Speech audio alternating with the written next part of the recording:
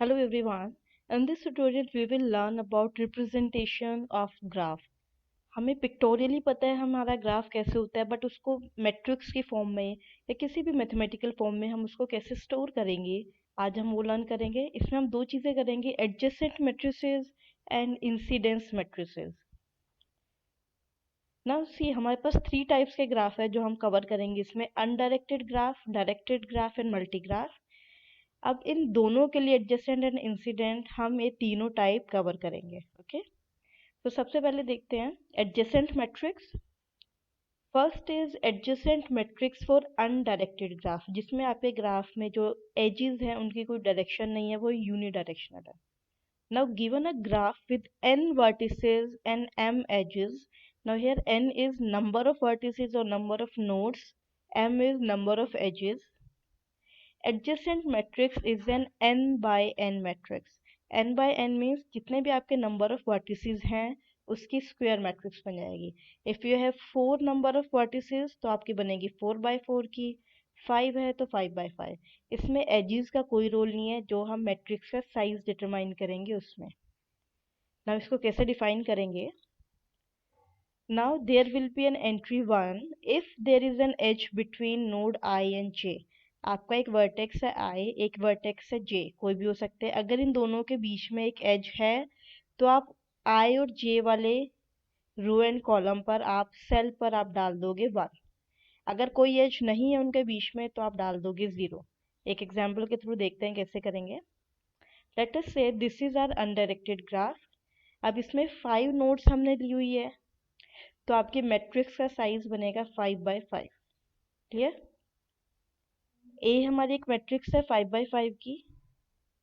Now इसमें रोज and columns पर आप नंबरिंग कर लोगे, जो भी आपकी वर्टिसेस की नंबरिंग है। Here we are taking 5 nodes A B C D E, तो रोज पे भी वही रहेंगे, कॉलम्स पे भी वही रहेंगे। ये हमारी स्क्वायर मैट्रिक्स बन गई है। नाउ इस मैट्रिक्स को फिल कैसे करेंगे? Is there an edge between A to A से ए के बीच में कोई भी एच नहीं है, कोई भी लूप नहीं बना हुआ, तो 0। Now is there an edge between A to B, A और बी के बीच में कोई भी डायरेक्ट एच नहीं है, तो again 0। Is there an edge between A to C?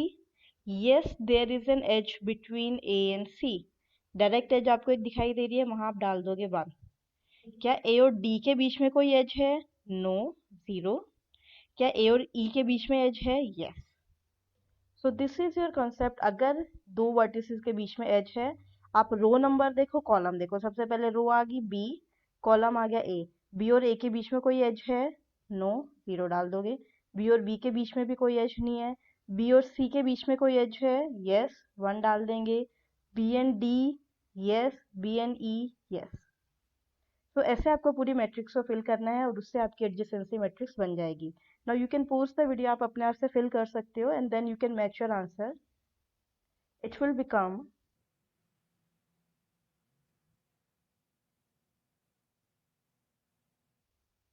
Now जब आप सारी फिल कर लोगे, this will be your adjacency matrix. अगर आप ध्यान से देखोगे, हमेशा आपकी सिमेट्रिक मैट्रिक्स बनेगी जब भी आपका सिंपल ग्राफ है, अनडायरेक्टेड ग्राफ है। ओके, नेक्स्ट हम देखते हैं अगर हमारे पास डायरेक्टेड ग्राफ गिवन है, उस केस में हम कैसे फिल करेंगे। देखो, अनडायरेक्टेड में हमने क्या किया, अगर दो नोड्स के बीच में एज है तो हम 1 लिख रहे हैं। बट डायरेक्टेड के केस में हम क्या करेंगे, हम 1 तभी लिखेंगे जब एक एज जा रही है from node I to node J. ये आपकी नोड आई है, ये आपकी नोड जे है। जब आई से जे की तरफ जा रही है, जब आउटगोइंग एज होगी, तभी हम आई रो और जेथ कॉलम वाले सेल पे 1 फिल करेंगे। अभी एग्जांपल के थ्रू देखते हैं, आपको समझ आ जाएगा। Now let us say this is our directed graph. आप देख सकते हो जितनी भी एजेस हैं उन पे हमने डायरेक्शन मार्क कर दिया है। अगेन 5 बाई 5 की मैट्रिक्स बनेगी, क्योंकि एडजेसेंट मैट्रिक्स की बात कर रहे हैं। Number of vertices are 5, so 5 by 5 की। अब इसमें फिल कैसे करेंगे? देखो, ए टू ए के बीच में कोई भी एज नहीं है, 0 कर देंगे। अब आप इसको ऐसे करोगे, अब आप ऐसे नहीं बोलोगे edge between A and B, no. अब आप इसको रीड करोगे as from A to B. क्या ए टू बी कोई एज जा रही है? नो, उसको 0 कर देंगे। नेक्स्ट आप चेक करोगे क्या ए टू सी तक कोई एज जा रही है? देखो, there is an edge from C to A, C से ए की तरफ जा रही है, ए टू सी नहीं जा रही, तब इसको अगेन 0 फिल कर दोगे। Is there an edge from A to D? Again no. Is there an edge from A to E? Yes. So इस तरह आपको ये पूरी मैट्रिक्स फिल करनी है। एक और चेक कर लेते हैं। Is there an edge from B to A? No. B to B? No. B to C? Again no. B to D? Yes. सिर्फ B से D तक ही जा रही है आउटगोइंग एज और कोई भी नहीं है, तो सिर्फ वहां 1 फिल करोगे आप और बाकी सब जगह 0 फिल कर दोगे। तो इस तरह आपको पूरी मैट्रिक्स फिल करनी है। Now you can pause the video, आप अपने आप करके देख सकते हो and then you can match your answer.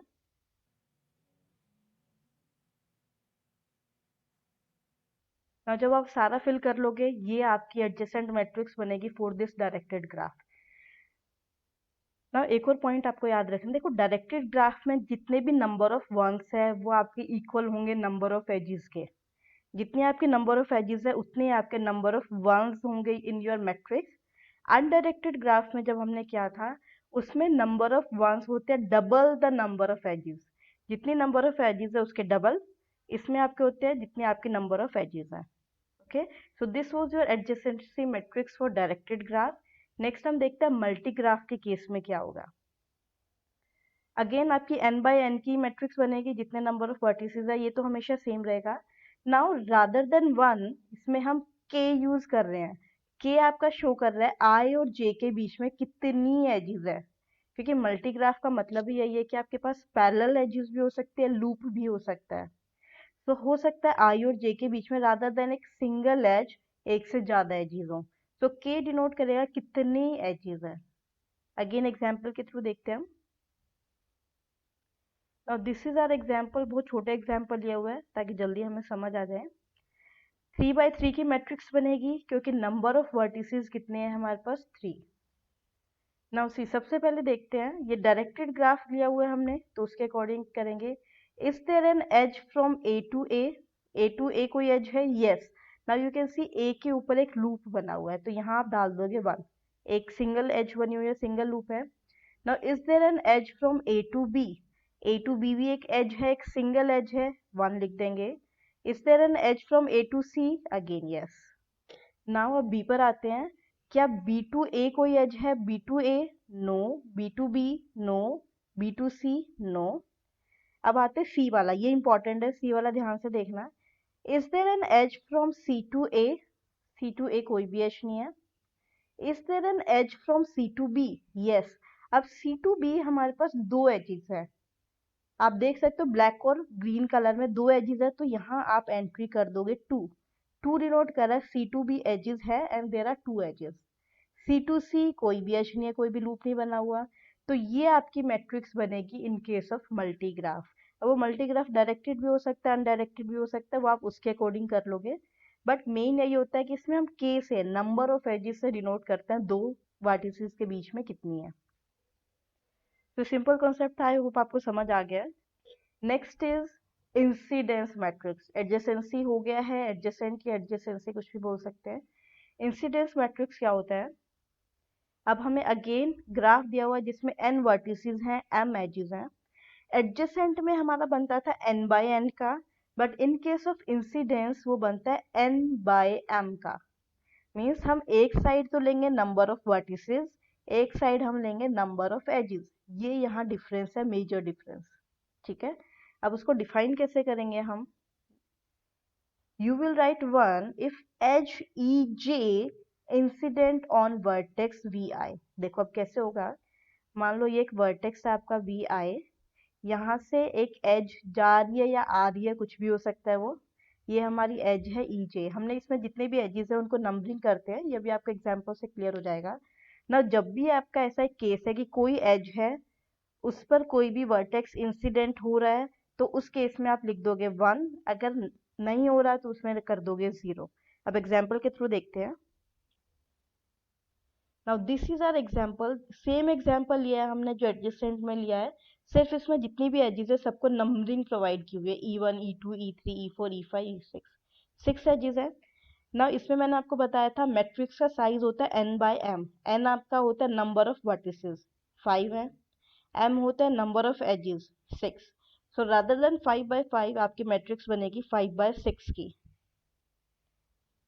5/6 की मैट्रिक्स बना ली। नाउ नंबरिंग कैसे करेंगे हम, रो पे जो आपके रो नंबर होते हैं यहाँ पर तो आप लोगे आपके वर्टिसेस, 5 वर्टिसेस ले लिए।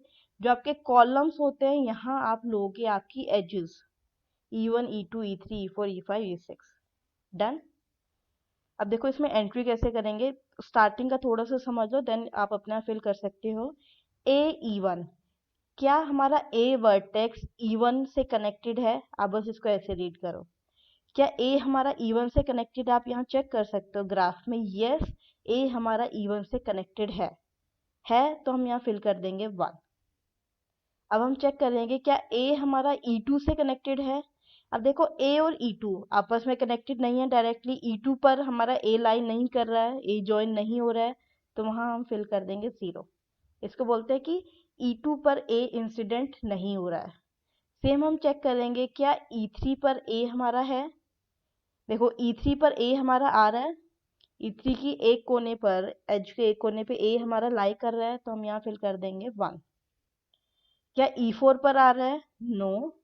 E5 E6 again no. तो ये हमने फर्स्ट रो फिल कर ली। अब हम चेक करेंगे नोड बी के लिए, क्या E1 पर बी हमारा आ रहा है, नो। E1 पे हमारे सिर्फ 2 वर्टिसेस है, ए एंड ई, तो यहाँ फिल कर देंगे 0। E2 आ रहा है, यस। E3 no. E4 आ रहा है, E5 आ रहा है, E6 नहीं आ रहा। सिंपल है, आई होप आपको समझ आ गया होगा, क्योंकि आप देख सकते हो जो बी हमारा वर्टेक्स है उस पे कौन कौन सी एजेस कनेक्ट हो रही हैं, E2 E4 E5। तो सिर्फ E2 E4 E5 वाले कॉलम पे आप 1 फिल कर दोगे, बाकी सब जगह 0 फिल कर दोगे। सेम प्रोसेस आपको आगे वर्टिसेस के लिए करने में, जल्दी से उनको फिल कर देती हूँ। तो ये आपकी इंसिडेंट मैट्रिक्स बनेगी फॉर अनडायरेक्टेड ग्राफ। ठीक है। नेक्स्ट हम देखते हैं डायरेक्टेड ग्राफ के केस में क्या होगा। देखो डायरेक्टेड में क्या है, ये आपका एक वर्टेक्स है, कोई भी ले लेते हैं आई, ये आपकी एक एज हो गई ई जे, और यहाँ पर एक और कोई वर्टेक्स हो सकता है, मान लिया हमने एम। नाउ देखो अब ये एज है ना, इसकी डायरेक्शन पे मैटर करेगा कि वो आई वर्टेक्स के लिए इनकमिंग एज बनेगी या फिर आउटगोइंग एज बनेगी, कोई भी बन सकती है। तो इसमें हमारी 3 वैल्यूज लेंगे हम, 0 1 -1। 0 कब लेंगे, जब उस एज पे वो वर्टेक्स है ही नहीं, ये तो सिंपल है। 1 कब लेंगे, जब उस वर्टेक्स के लिए वो एज आउटगोइंग एज है। -1 कब लेंगे, जब वो इनकमिंग एज है। एग्जाम्पल के थ्रू देखते हैं। ये हमारा डायरेक्टेड ग्राफ है, 5/6 की मैट्रिक्स बना लेंगे। अब हम देखते हैं कैसे करेंगे। नाउ क्या ए और E1 के बीच में कोई कनेक्शन है, यस। A1 के लिए E1 हमारी आउटगोइंग एज है, A1 से E1 जा रही है, जब भी आउटगोइंग एज होती है आप फिल करोगे 1। क्या ए और E2 के बीच में कोई कनेक्शन है, नो। E2 पर तो सिर्फ E और B लाई कर रहे हैं, तो ए इंसिडेंट ही नहीं हो रहा, उसके लिए फिल कर देंगे 0। अब E3 का क्या कनेक्शन है ए के साथ। नाउ E3 ए के लिए इनकमिंग एज है, जब भी इनकमिंग होती है हम फिल करेंगे -1। आई होप अब आपको समझ आ गया होगा कैसे हम कर रहे हैं। E4 E5 E6 हमारे ए से कनेक्टेड नहीं है, तो हमने 0 फिल कर दिया। सेम हम आगे करेंगे। अब बी के लिए देखते हैं। बी और E1 का कोई भी कनेक्शन नहीं है, 0 कर देंगे। ना E2 का क्या कनेक्शन है बी के साथ, वो आपकी इनकमिंग है, जो इनकमिंग के लिए हम फिल कर देंगे -1। E3 का कोई कनेक्शन नहीं है। E4 का, नाउ बी के लिए E4 क्या है, इनकमिंग है, जो इनकमिंग के लिए -1। Now E5 is your outgoing edge, जब भी बी से कोई आउटगोइंग एज होगी उसके लिए 1 फिल करेंगे, इनकमिंग के लिए -1, और अगर कोई एज उस बी से रिलेटेड ही नहीं है वहां हम फिल कर देंगे 0। सो इस तरह इसमें हम प्रोसीड करेंगे। मेरे ख्याल से अब आपको समझ आ गया होगा कैसे करना है, अब आप अपने आप कर सकते हो, मैं जल्दी से फिल कर देती हूँ।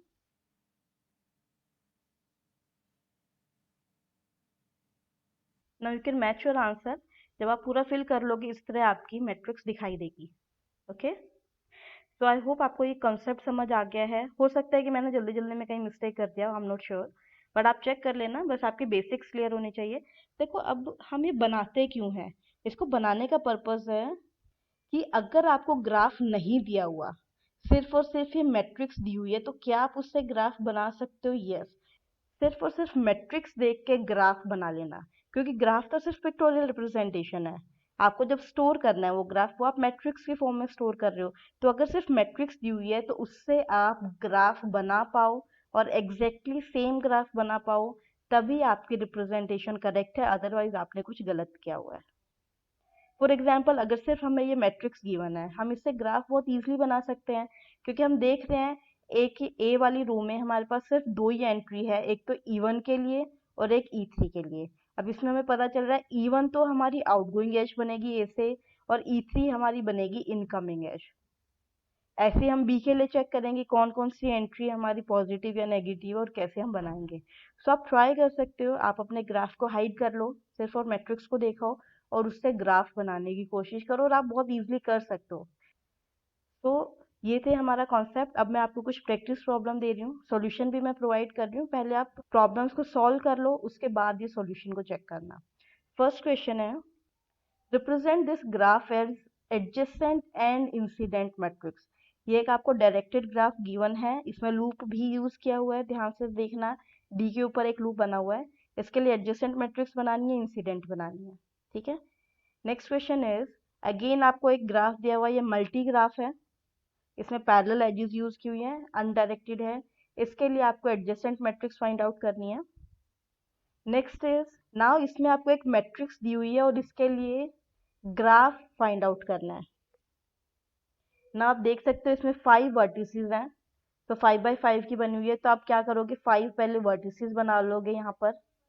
अब उनमें देखोगे किसके बीच में क्या क्या एज हमें फाइंड आउट करनी है, बस मैट्रिक्स से रीड करना है और उसके अकॉर्डिंग एजेस ड्रॉ करनी है ना। इसमें आप देखोगे एक एंट्री 2 दी हुई है, 2 का मतलब है कि इसमें मल्टीग्राफ बनेगा, उन दो वर्टिसेस के बीच में आपको दो एजेस बनानी है।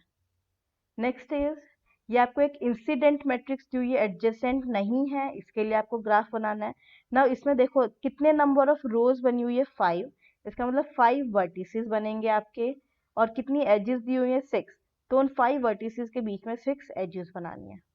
ओके, तो ये 4 प्रॉब्लम्स है, ये आपकी 4th प्रॉब्लम थी। तो ये 4 प्रैक्टिस प्रॉब्लम्स है, आप पॉज कर दो वीडियो को, आप अपना सॉल्व करके देखो, उसके बाद जितने भी आंसर्स हैं उनको मैच करना। मैं आपको आंसर्स भी प्रोवाइड कर रही हूँ। ये आपकी फर्स्ट प्रॉब्लम का आंसर है, ये आपका ग्राफ था डायरेक्टेड, ये इसके लिए एडजेसेंट मैट्रिक्स है, नीचे वाली इंसिडेंट मैट्रिक्स है। नेक्स्ट, ये मल्टीग्राफ के लिए आपकी एडजेसेंट मैट्रिक्स है, इसमें सिर्फ एडजेसेंट फाइंड आउट करना था। ये आपको एक एडजेसेंट मैट्रिक्स दी हुई है, उसके कोरिस्पॉन्डिंग ग्राफ निकालना था, ये उसका सॉल्यूशन है। एंड ये आपका सॉल्यूशन है लास्ट प्रॉब्लम का। तो आई होप आपको करेक्ट आंसर मिले जब आप इन प्रॉब्लम्स को सॉल्व करो। अगर आपको करेक्ट मिल रहा है दैट मीन्स आपका कॉन्सेप्ट बिल्कुल क्लियर हो गया है और आपको सारी चीज़ें समझ आ गई है। एंड अगर आपको कोई डिफिकल्टी लगे, you can always ask me, you can always ping me and I will try to respond immediately. Thank you all for watching, I hope you learn something from this tutorial.